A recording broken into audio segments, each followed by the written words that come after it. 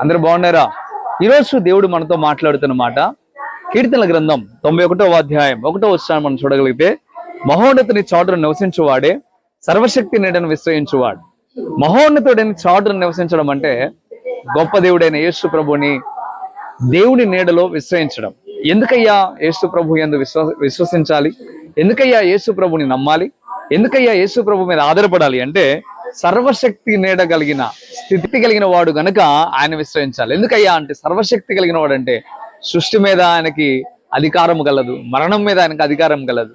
ఇదిగో చనిపోయిన లాజర్ని దేవుడు తిరిగి లేపాడు. పాడిన ముట్టగా ఆ మనిషి తిరిగి లేచాడు. సముద్రమును గద్దించగా అది నెమ్మదమైంది. అలాగే దేవుని యందు మనం ఎప్పుడైతే విశ్వాసం ఉంచుతామో, ఎప్పుడైతే నమ్మకం ఉంచుతామో, ఆయన నీడకు ఎప్పుడైతే మనం వస్తామో, అప్పుడు దేవుడు మన పట్ల కూడా అద్భుతమైన కార్యాలు చేస్తాడు. దేవుడు మన పట్ల అద్భుతమైన కార్యాలు చేయాలి అంటే మనం ఆయన ఎద్దుకు రాగలగాలి, ఆయన యందు విశ్వాసం ఉంచగలగాలి. అందుకే ఇక్కడ భక్తుడు అంటున్నాడు, మోషే ద్వారా రాస్తున్న కీర్తన ఏంటయ్యా అంటే, మహోన్నతుని చాటును నివసించువాడే సర్వశక్తి నీడను విశ్రయించువాడు. మోషే కూడా ఎన్నోసార్లు దేవుని యొక్క సహాయం కొరకు, ఎన్నోసార్లు దేవుని యందు విశ్వాసంతో నమ్మకంతో ఆయన ఉండి అద్భుతమైన కార్యాలు దేవుని సన్నిధిలో పొందుకున్నాడు గనక అట్టి రీతిగా మనం కూడా పొందుకుందాం. దేవుడి మాటలు దీవించి ఆస్వాదించిన గాక. ప్రార్థన చేద్దాం. ప్రభువా మీకు వందనాలు. ఏ దినమున ప్రభువా తేటగా మీరు మాతో మాట్లాడుతూ ఉన్నాయి.